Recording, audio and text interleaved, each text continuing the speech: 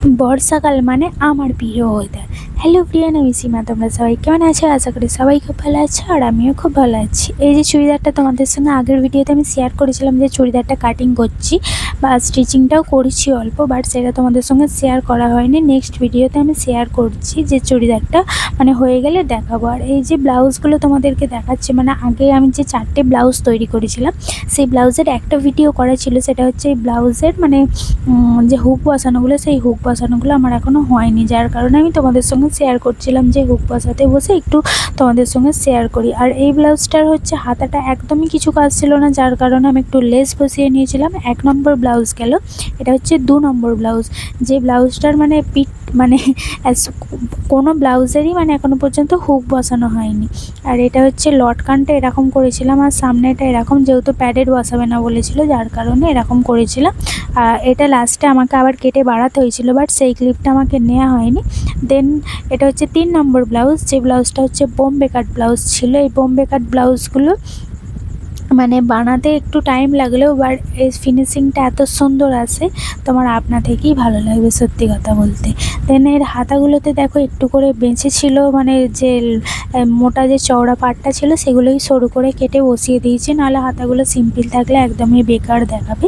আর এটা হচ্ছে লাস্ট মানে ট্রেন্ডিং ব্লাউজ। এটা এখন মানে ট্রেন্ডিং ব্লাউজ বলতে ট্রেন্ডিং কালার। এই কালারটা এখন অনেকেই পরতে ভালোবাসছে দেখছি।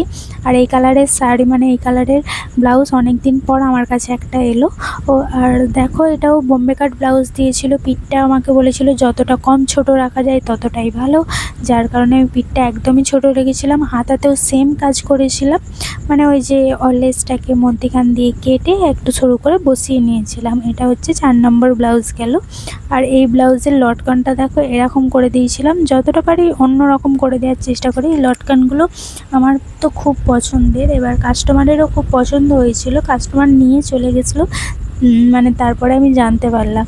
দেন হচ্ছে খিদে পেয়ে গেছিলো। খিদে পাওয়া মানে হচ্ছে বাঙালির তো মাছে ভাতে বাঙালি, আর মাছ থাকবে না তাই কখনো হয়? দেন মাম্মামকে একটা সেলাইয়ের চক দিয়েছিলাম। আমি বলছিলাম এত বিরক্ত করছিল বলে আমি যে তাহলে এই চকটা দিচ্ছি, তুই চকটা দিয়ে লেখ। তারপরে দেখো গোটা ঘরের অবস্থাটা ঠিক কী করেছে, গোটা ঘরে লিখেছে। আবার ওকে যখন জিজ্ঞাসা করা হচ্ছে যে তুই কী লিখছিস, সেগুলো বলছে আমি অ ক খ লিখছি। মানে ও এখনও 2 বছর বয়স হয়নি, ও মানে এতই ট্যালেন্টেড। ও অ ক খ মানে যে বর্ণপরিচয় যে বইগুলো হয় না, মানে হাতে করে যেটাকে বলে, সেগুলো সব প্রায় মুখস্থ করে ফেলেছে। দেন এদিকে বৃষ্টিও শুরু হয়ে গেছে। বৃষ্টি মানেই তো আমার প্রিয় একটা সিজন। বিশ্বাস করো অনেকেরই কাদা প্যাচপ্যাচানি ভালো লাগে না, কিন্তু বৃষ্টি আমার প্রিয়। দেন ছাদে গেছিলাম বাবানকে না বলে। এই ভিডিওটা বাবান যখন দেখবে আমাকে থেঁতো করবে, বলবে যে তুই ছাদে গেছিলিস ভিডিও করতে, তা আবার বৃষ্টিতে ভিজে। আমি তাও ভয় একটা ভিজি। বিকালবেলার দিকে বৃষ্টিটা থেমে গেছিলো, বাট ওয়েদারটা এরকম মেঘ ছিল। আর বৃষ্টিটা থামলে হচ্ছে আমি ঘুমাচ্ছিলাম, তার কিছুক্ষণ আগে বৃষ্টি থেমেছে। দেখো তারেতে এখনও বৃষ্টি ফোঁটা ফোঁটা জল রয়ে গেছে। আর এগুলো নিয়ে ছোটোবেলায় কারা কারা খেলতে অবশ্যই কমেন্টে জানাবে। আমি তো প্রচুর খেলেছি, এমনকি স্কুল থেকে ফেরার পথে সব বন্ধুরা মিলে একসঙ্গে আসতাম।